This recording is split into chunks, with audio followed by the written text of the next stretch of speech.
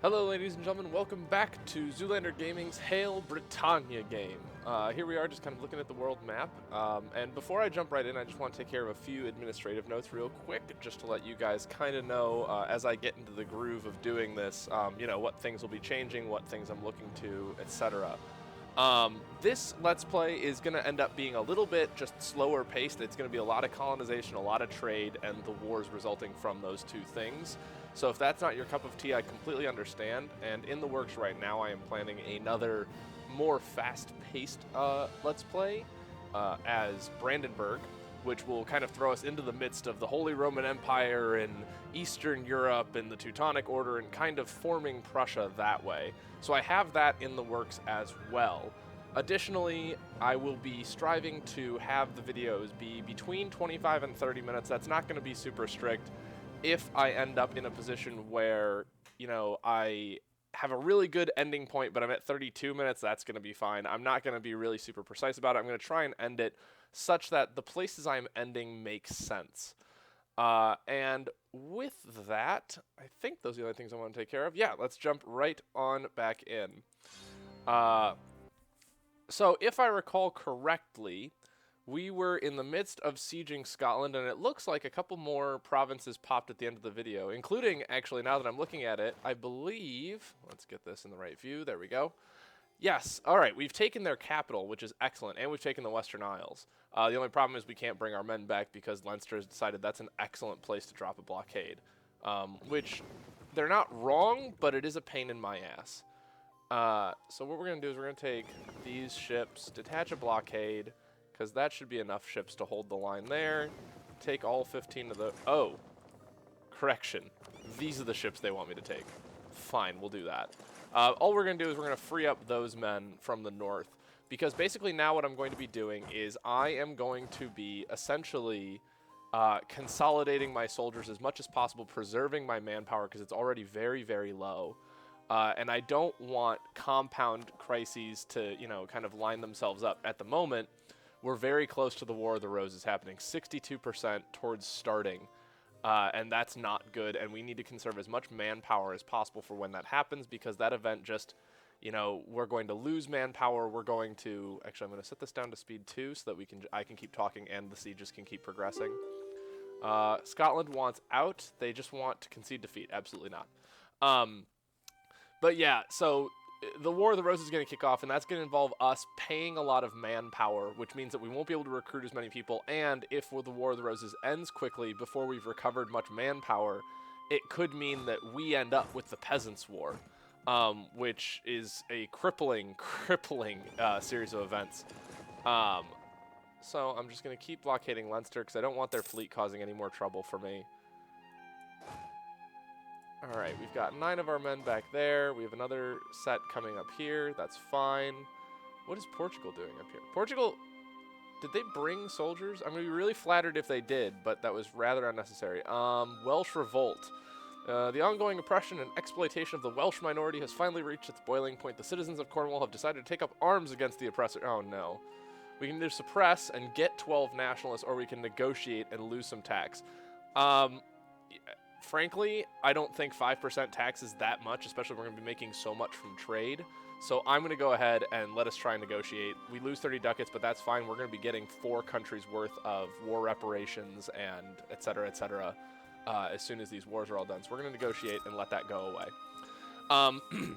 But for those of you who don't know, to give some context to the War of the Roses, it was essentially a medieval civil war. Henry IV had no heirs to the throne, and there were many nobles who were very, very unhappy with the Lancaster dynasty at that point, including the House of York, who believed, hey, we're pretty kick-ass, we've contributed to the kingdom, we should be the ones in charge. And so they, took up arms and rallied a bunch of noblemen behind them and precipitated what became one of the first English civil wars, and really a kind of famous smackdown of sorts. Gelre declared war on Burgundy. That means that Burgundy's war is not going well at all. Oh, Siege of Connaught is over. Excellent, which means we're immediately going to withdraw these forces so that they stop taking attrition. Diplomacy, we're going to sue for peace. We are going to vassalize and take all of their monies. We can't take war reparations from them because we're vassalizing them, but that's completely fine. I won't need to. So we're going to send that demand. Connacht will drag England into a war with... Oh, right, I forgot about this. Okay. We've won the war with Leinster. We've won the siege of Aberdeen. Excellent. All right. So, right, we're going to be dragged into a war against our ally if we vassalize them, which is completely fine. I'm okay being dragged into this war because, you know, we need to vassalize all of Ireland anyway. I apologize for the brain fart there.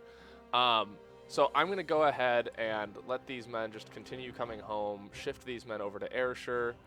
I'm going to send this peace deal as soon as possible. Pause it right there so that our men don't get... Basically what will happen is if we start the war with our soldiers in Ulster, we will get what's called black flagged or exiled. And what that means is we won't be able to declare... We won't actually be able to fight with the majority of our army until we return to Meath and then come back to Ulster, which will give Tyrone too much time to maneuver, and I don't want to give them that. So we're going to send the demand. Connacht will drag England into a war with Tyrone. No big deal. Connacht will become a vassal of England. Connacht will pay 27 ducats. And I apologize in advance if my pronunciation of that is horrible. I try and do my best with as many provinces in this game as possible, but with some, I just do not have the linguistic, background to do the gymnastics that it requires. So yes, send that demand. At the same time, we're going to send our other diplomat. These guys still like us. They're just like, please stop beating up on us. You're going to be an English vassal as well. This time it won't drag us into a war. That'll cost us another 50 diplo points. I'm okay with this.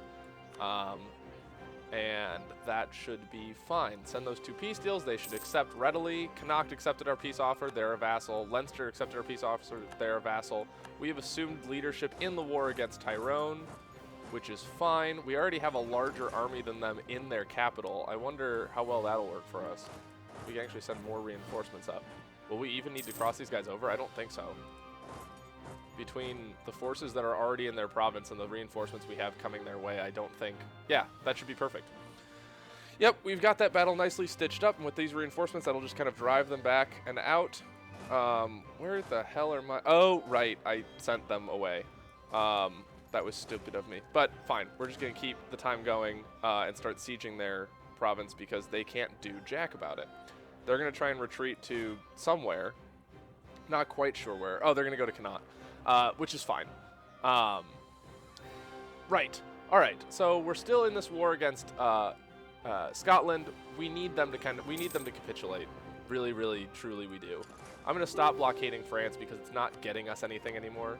Scotland still wants to get out of this by just conceding defeat. They won't. Austria's declared war on Württemberg. That's fine. They always do. They love bullying the people in the empire. Why does it say that they're locked? Low morale. Oh, it can't give a new order. Got it. Okay. Sorry, I sometimes forget what the logos in this game mean when I'm running around doing other things.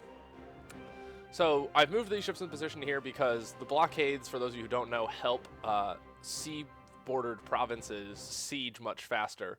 Otherwise, they actually take longer than landlocked provinces to siege. So, for example, if we were sieging our own territory, Lincoln would take more time to siege than Derby because Lincoln can get supplies from sea routes if it's not blockaded.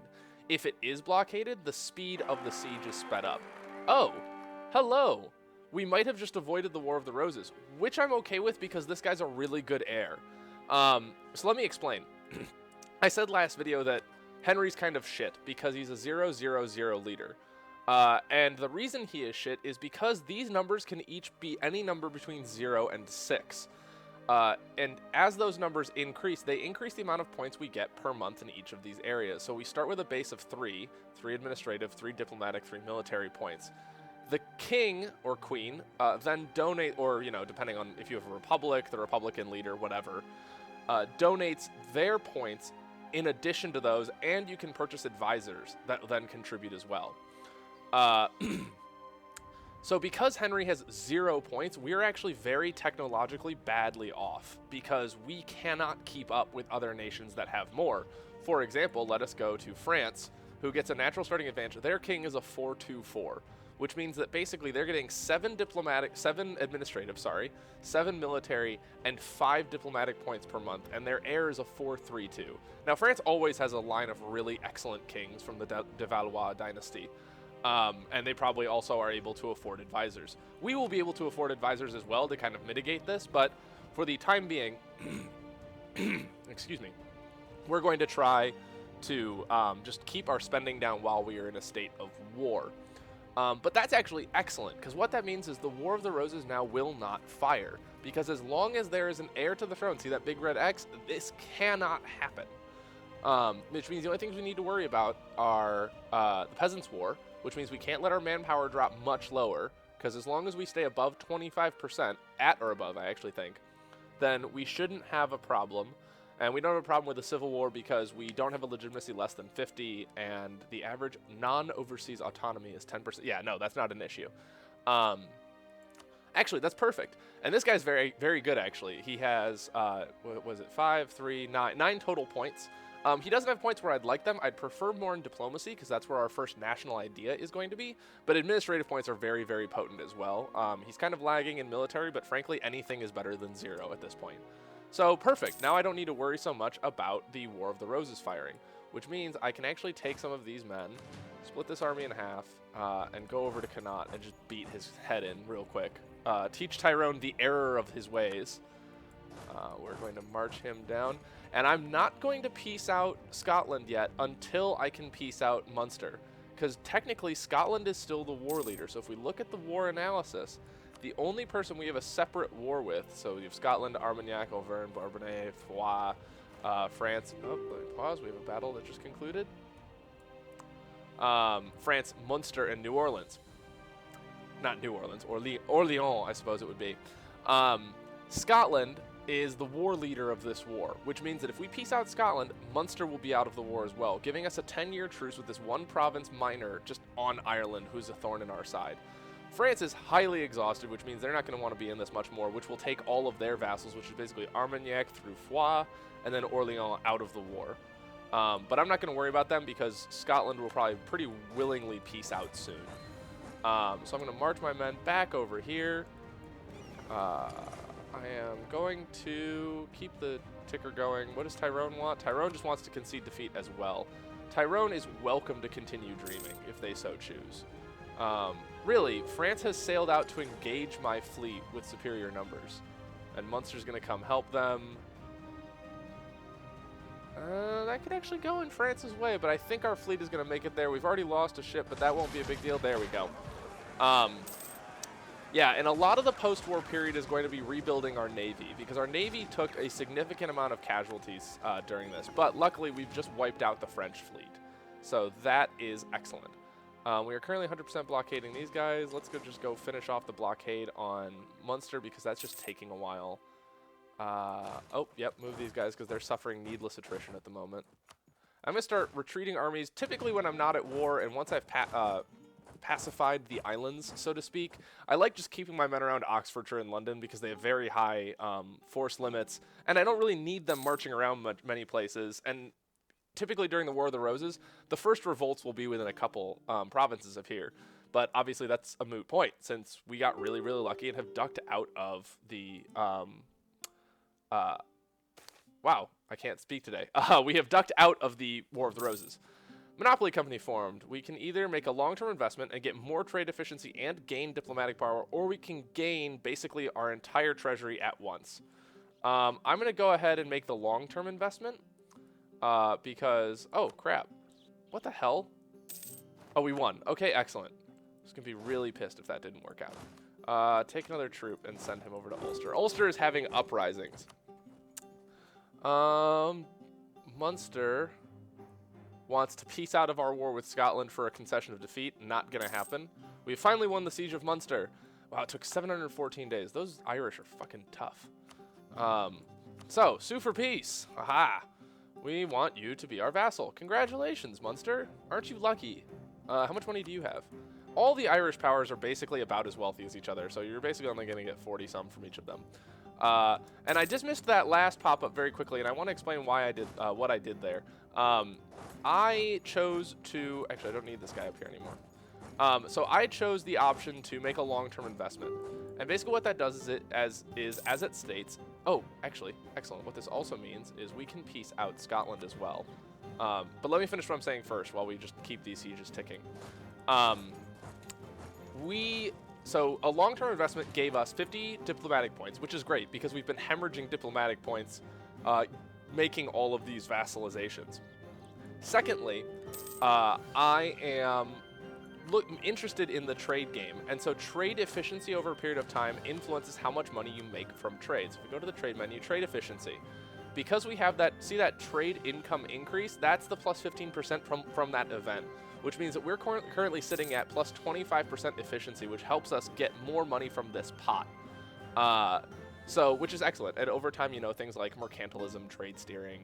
I don't tend to like privateers all that much because I don't like precipitating wars, but we may do a little bit more of that this game since, you know, we're kind of going to be an island turtle. So as long as we keep a large enough military, it won't really matter what other people think about our naval policies because we'll just be able to squash them. And, you know, they're welcome to whine and bitch all they want, but there's nothing that's going to happen that's different. Excellent. Now we've just won the siege of Ulster, and Ulster's navy has been forced out because if there's a navy docked in a province when you finish sieging it, it is going to come out and play. Tyrone will concede defeat. No, Tyrone, I'm really sorry to tell you this, but it looks like you're out of luck. Sue for peace from Tyrone. You're going to be an English vassal as well. And add money. They're actually poorer than the rest of the powers were. See, look at how nice I am. I'm bringing you all under my much wealthier umbrella. Tyrone will no longer transfer trade power. That's fine. The reason that cuts off, and you'll also see, like, if you peacefully do it, you'll see alliances break. And that's because once you vassalize a country, it basically does all of the same things as being allied to them, transferring trade power. So the game will break all of those redundant sort of alliances. So we're going to go to the peace menu. All we want is an English vassal, and they won't give it to us. Interesting. Well, that's fine, because I'm happy to just sit on my butt and let them, you know, build up a little bit of exhaustion. We're going to reduce ours by a great deal, which will help with revolt risks, which we don't really have that much of, because part of the reason I'm vassalizing and not annexing is I don't want it to keep marching over there to keep putting down revolts, which will just sap more of our manpower. I'm much, much happier to just kind of let us simply sit and soak up a lot of these benefits. We're going to separate out the transports and send them to, we're going to put them in Norfolk just so I don't confuse myself. We're currently repairing the fleet, which is great. We're going to rebuild. Wow, we took a beating. We started with, what was it, 20 odd ships? I think it was all those heavy carracks that, those heavy ships that Scotland pulled out. All right, 6, 7, da-da-da-da-da. Oh, let's just build to our force limit as much as we can. I'm only building trade ships, you'll notice, because galleys are really, really good if you're an inland sea. So, for example, if I'm in the Mediterranean and you're playing Venice or the Ottomans actually really, really benefit from galleys because the only thing they board are inland seas. You know, you have the Black Sea, I think this is. Whatever that is, I think it's the Black Sea. Someone as well. Oh, yep, Eastern Black Sea. Yep, look at me knowing my geography. And then you have the Mediterranean, which is where galleys really are king. And then up here, you know, Sweden benefits a lot from them because the Baltic is all inland, and there are a lot of countries that border it. So basically, he who has enough, you know, galleys conquers the Baltic Sea. But for us, our largest concern is trade in the open sea, because all of our trade takes place either North Sea node, which is up here in the middle of the sea, Lubeck, which has part of it inland, but a lot of it is out of the land, and basically, if we can get dominance over this area of Lubeck, there's nothing this area of Lubeck can do to stop us. And then the English Channel is obviously all non-inland sea. So we're just going to let this timer keep going. We're going to crank this up to speed 4 because basically I'm now just sweating out both the French and the Scottish. And it looks like the French are kicking ass and taking names in their war against Burgundy. And Gelre has actually managed to occupy Breda, which means that we may see a power pushing a little bit closer to forming Holland, which I'm actually okay with. I like seeing Holland emerge. They're usually a good trade power. They'll try and embargo England, but if England can get in there nice and early as an ally, they'll tend to play very nice with us. Our fleet is finishing up. I'm just going to rally them in Essex. There's more of our ships. Ships. All right. So basically the goal we're going to go for now is while we continue to let Scotland just kind of sit there and think about its place in the world, we are going to, with as many barks as possible, protect trade and blockade the northern coast of France. Oh, it looks like France pieced out against Burgundy, and they pieced out for Artois, Picardy. Did they? They think they already had Vermandois, and then Rethel over here. Oh, wow, and they also took Franche-Comté, which will lead to a little bit of tension between them and Austria, which is great. I love tension between France and Austria.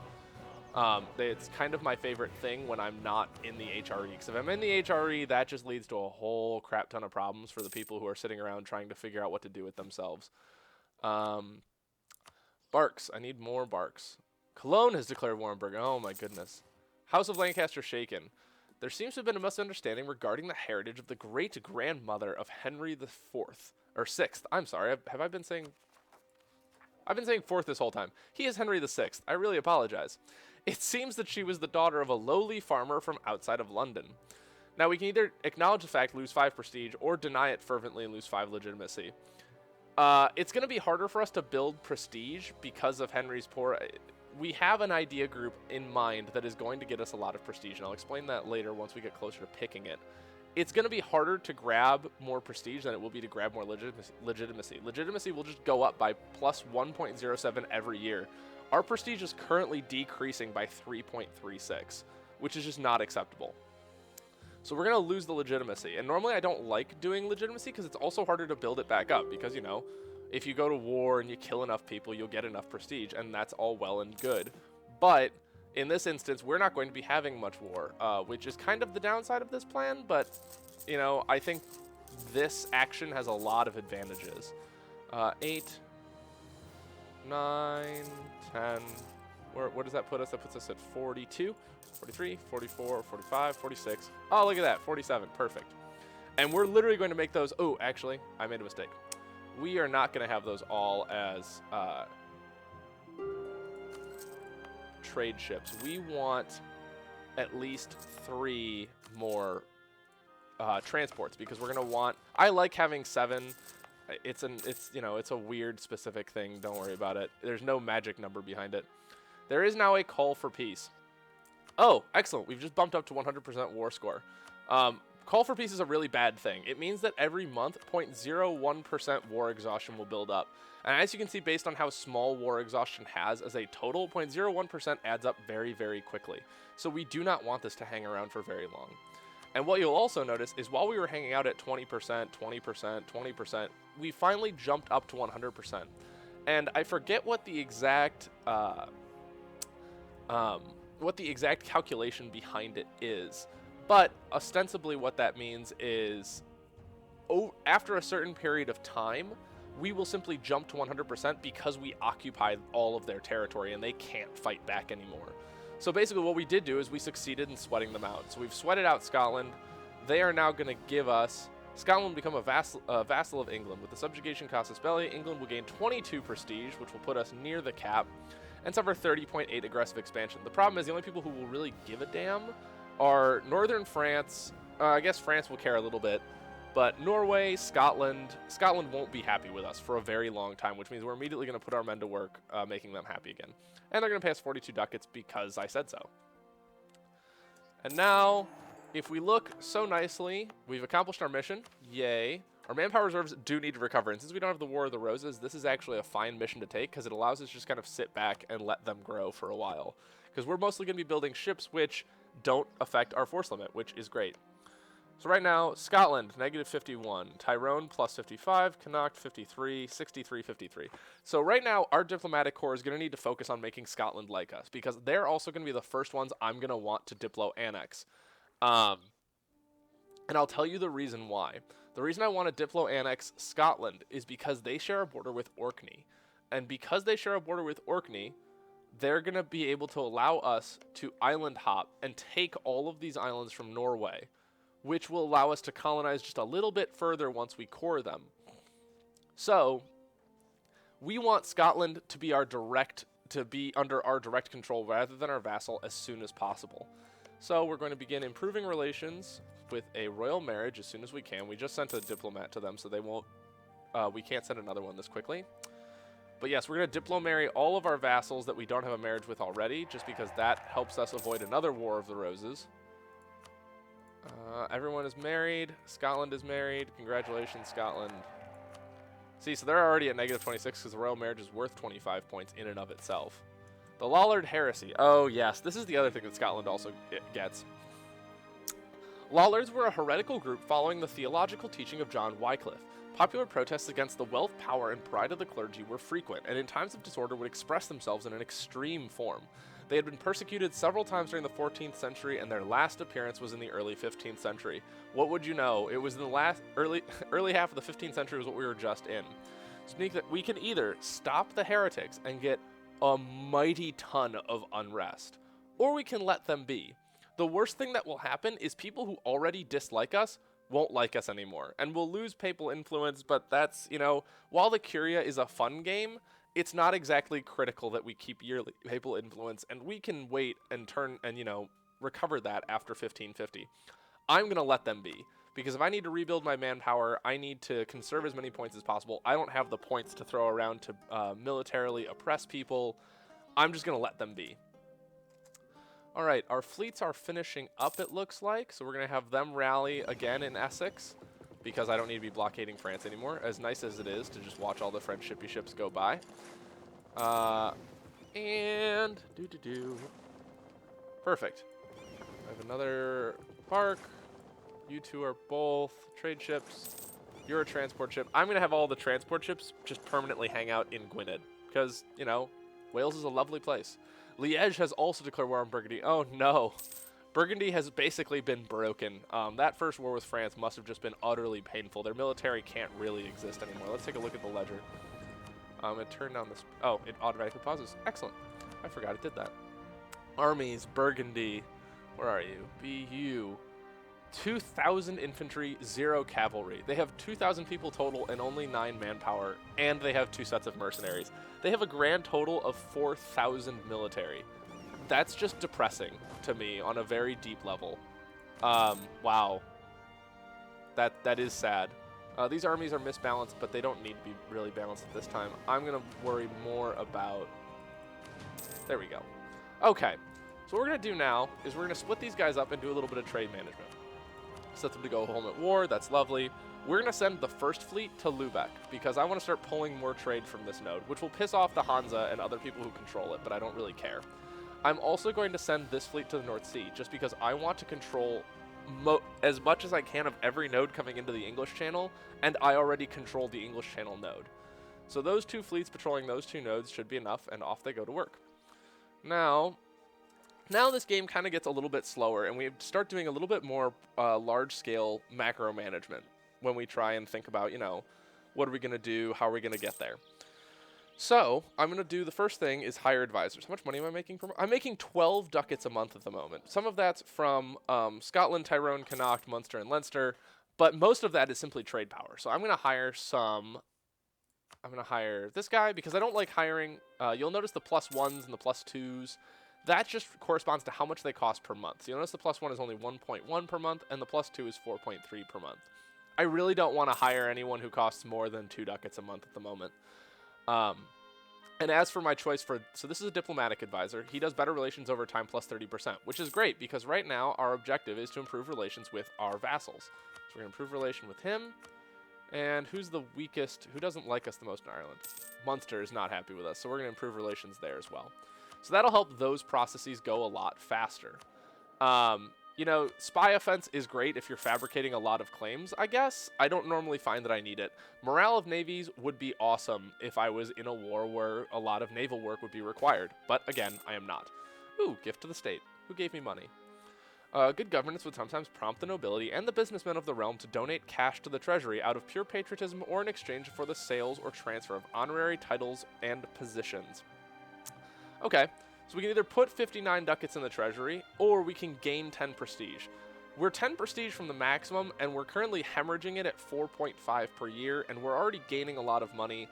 I think I'm going to take the prestige in this case. Normally I would just take the money, but I don't really feel like we need it at the moment. We don't have any buildings we can build because we're behind technologically, and we don't have any expenditures coming up, and we have a rather large lump sum. We could build a couple more soldiers, but that's not really a big deal, and we're actually making a lot of money while over our naval force limit.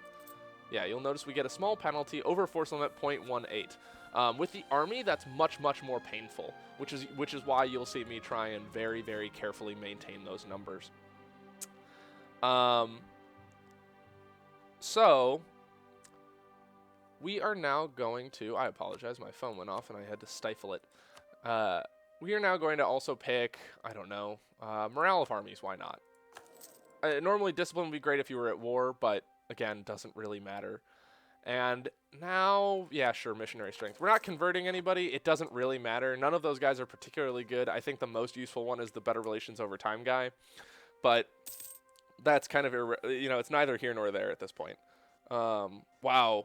Burgundy is just being eaten alive, as you can see. Gelre took Breda, which means that they are one province closer to forming the Netherlands.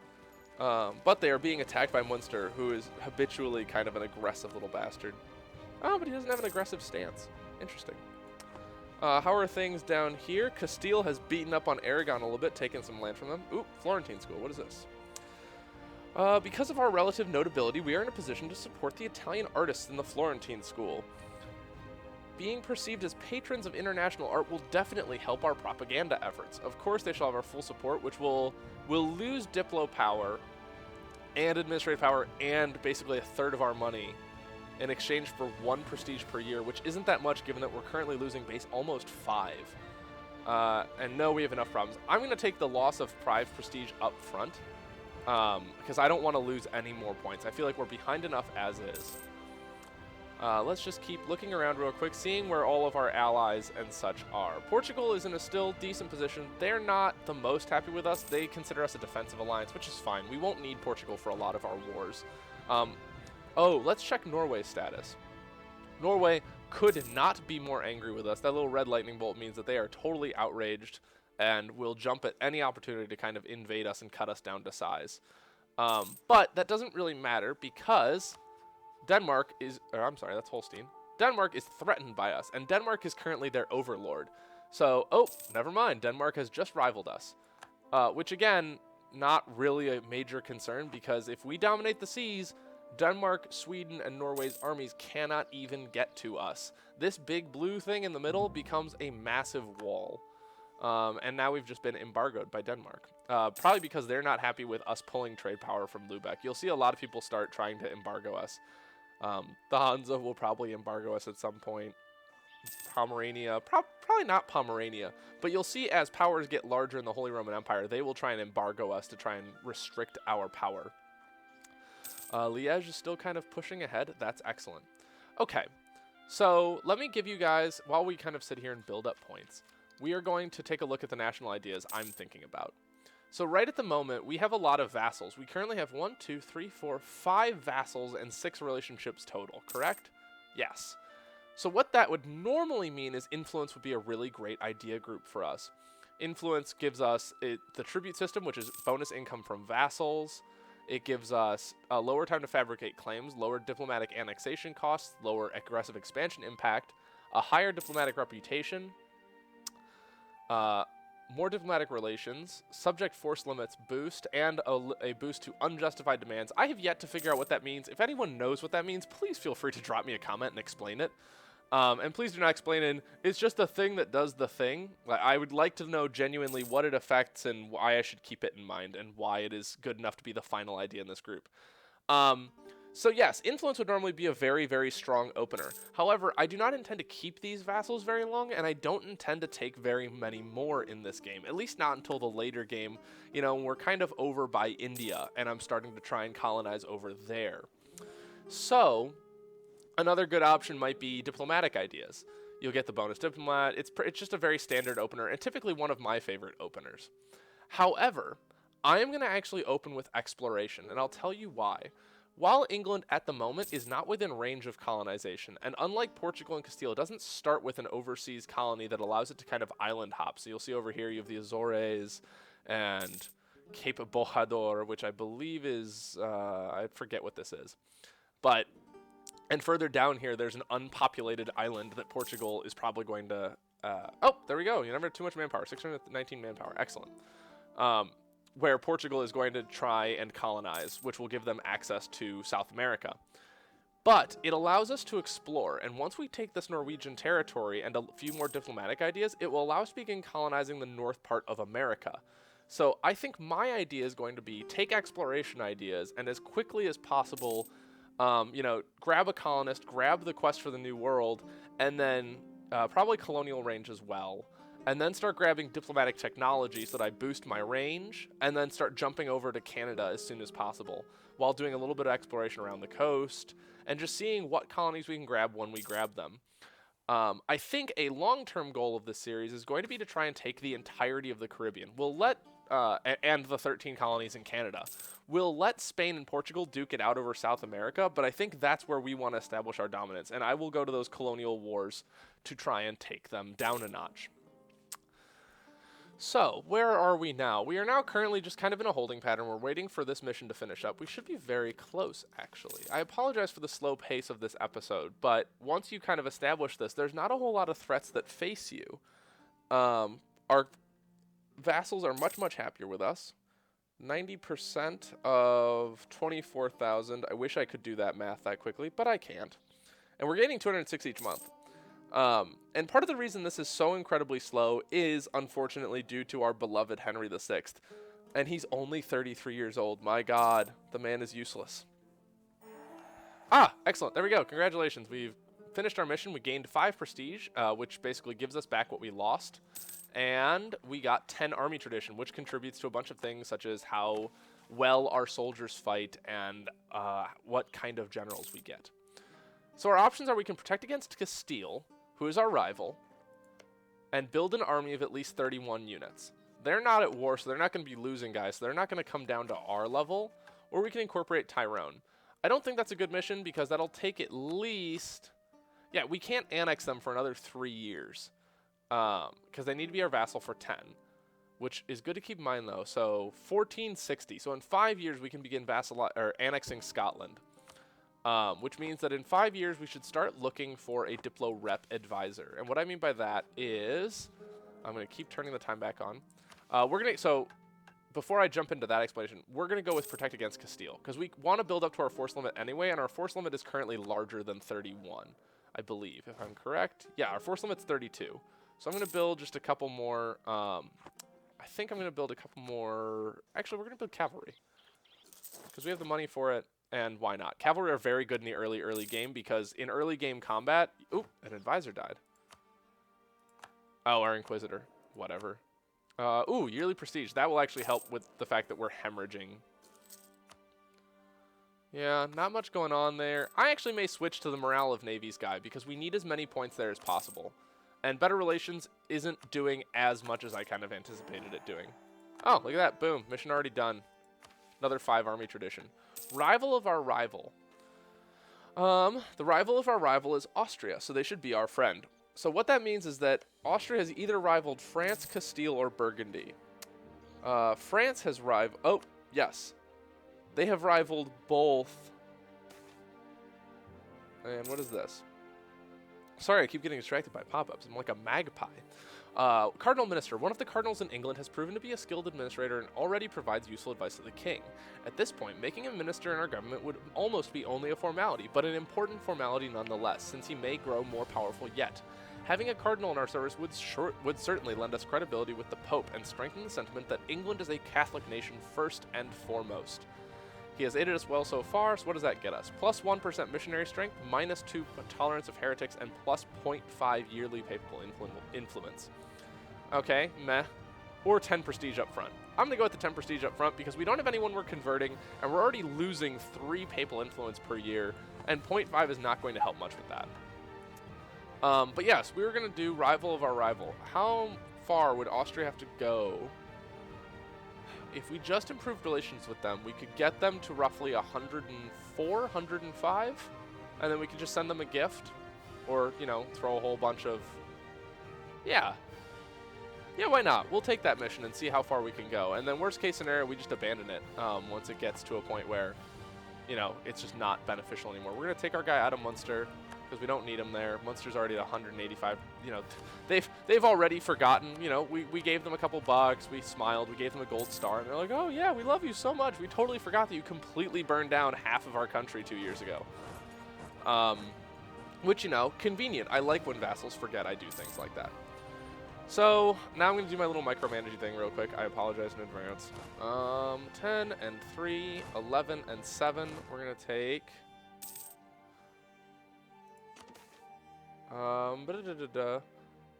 May the Madonna forgive them. I don't know. It just... I don't care what the Papal State really thinks. I guess I've decided this game that, you know, we are Pope now. There we go.